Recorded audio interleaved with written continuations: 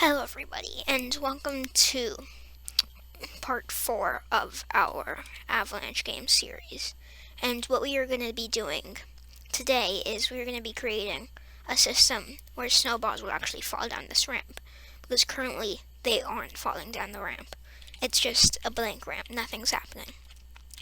And you'll notice that we have a much different map now, a much different build.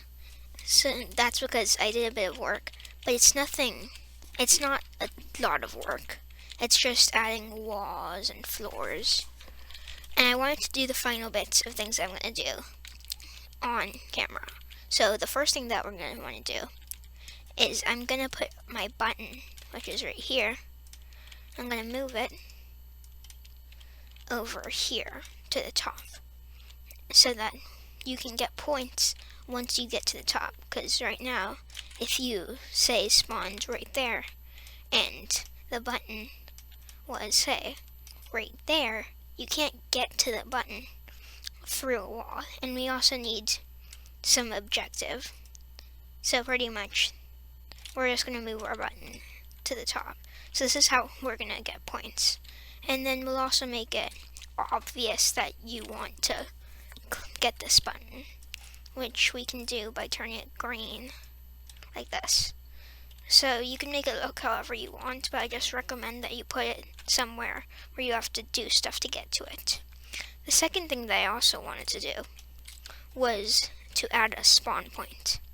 So what we're going to do is you'll have to go into the model tab. And then over here, towards the right, not full to the right, but right here, you'll see the thing that says Effects and Spawn.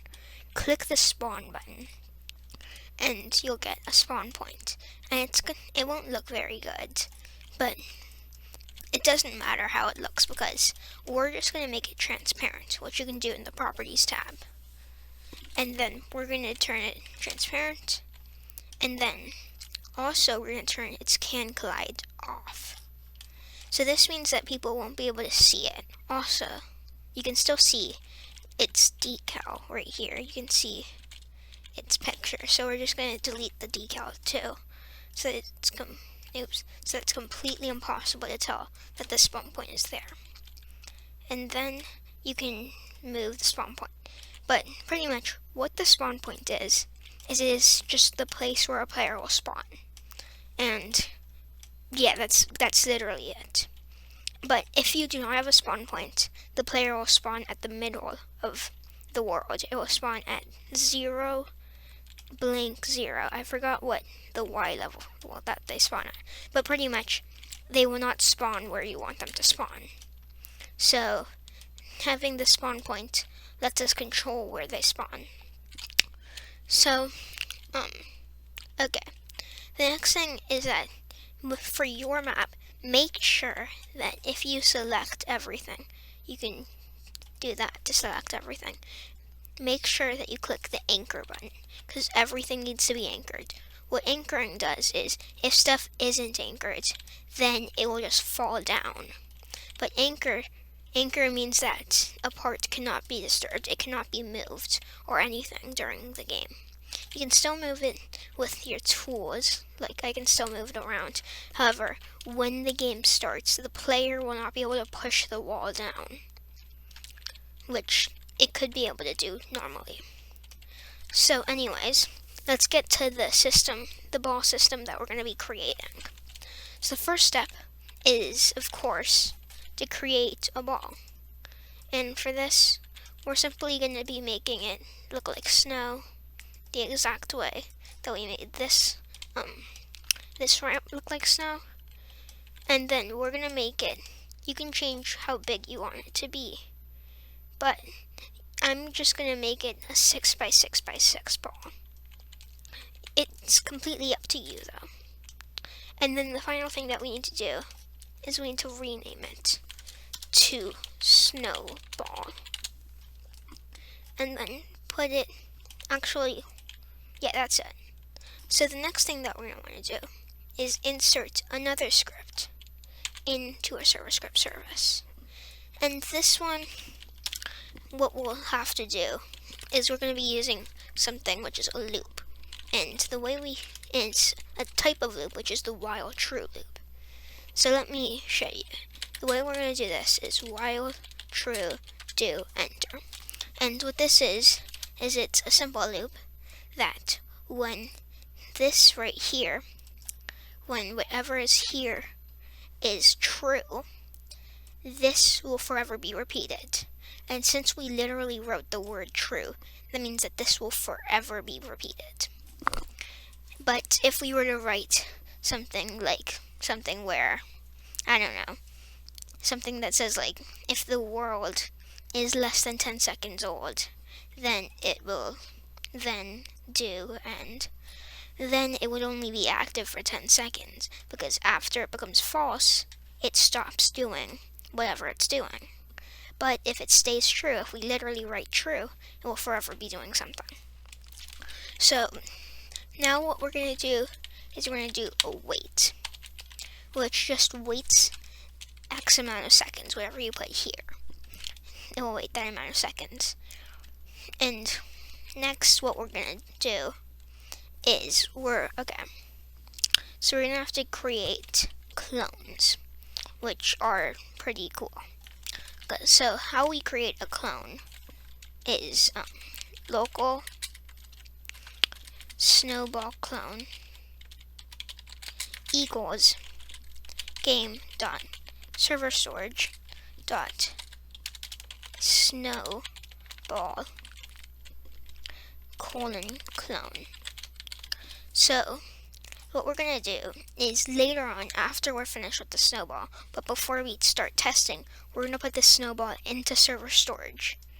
And so the reason why, so we're making clones of the snowball because we can't just have one snowball falling down and then being put back up to the top. We would need more snowballs, so we're going to create clones of these snowballs and then put those down the ramp. So the real original snowball would never be going down the ramp. And then what this does is it simply just creates a clone. And then the reason why we put server storage instead of workspace is because in the future, when we're actually going to be testing this, the snowball, we're going to put that into server storage, which we'll do later on. So the next thing that we're going to do is, actually, we're going to have to do a bit of complicated stuff. It's not too complicated, but a bit of weird stuff. So move your snowball to a place sort of like this. Pretty much move your snowball to a location where it is at the top and it's at the leftmost position that you would want it to be at, which for me it would be right touching the edge right here. Then go into the properties tab and then find its position. Find the position. And then we're going to want to copy that, Control-C. Then move it to the rightmost position. For me, that's this other wall. And then remember that. So now what we're going to need to do is snowball clone dot position, which moves the snowball. That's what dot position or equals. And then pretty much whenever you want to move something, you're going to want to put that thing dot position equals, and then the coordinates of what you want to move. And then the next thing that we're going to do is vector3 dot new. And what a vector3 is a vector3 is an array or a set of 3 numbers, which is exactly what coordinates are. So vector3 is used to describe coordinates or a location. Next thing that we're going to do is Control-V. And then you have to compare the number, or actually, something I just realized, you don't want these quotes actually, we don't need quotes. But then you're going to need to look at the differences between the number that you copy and pasted and the number that's down here from your snowball's position. And find which coordinate is different. If it's a straight line, which coordinate is different. And for me, it's the last coordinate that's different.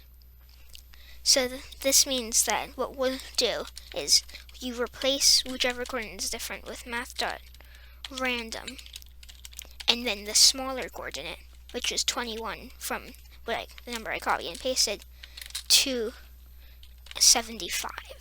So this chooses a random number between 21 and 75, including 21 and 75. So pretty much, replace a math.random with whichever number is different, and that will make sure that it spawns at a random point. It will spawn at a random point between whichever 2 points you decided were the leftmost and rightmost positions that you wanted your ball to spawn in, which for me was this and this. And thus, since I did that, it will spawn anywhere between these. And the final thing that we're going to do is put Snowball into server storage, go into script, and then we actually have to do one last thing, which is local snowball clone, or sorry, not local, but snowball clone dot parent equals workspace, or game.workspace, which simply just puts the snowball from server storage into workspace, so that's physical. Because when something is in server storage, it doesn't exist from a player's point of view. It exists only from the server's point of view, and it's invisible, and since it's in server storage, it's invisible and you can't really see it or anything. So it doesn't exist.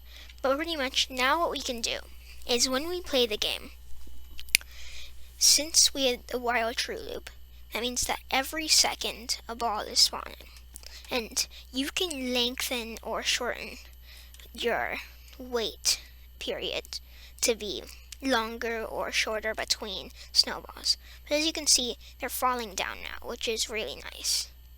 And also, they are going down here and filling that up, which we'll handle next video, because this one's been long enough. But yeah, that's how we can create a snowball system where they're randomly falling. And yeah, that's the video. So, goodbye.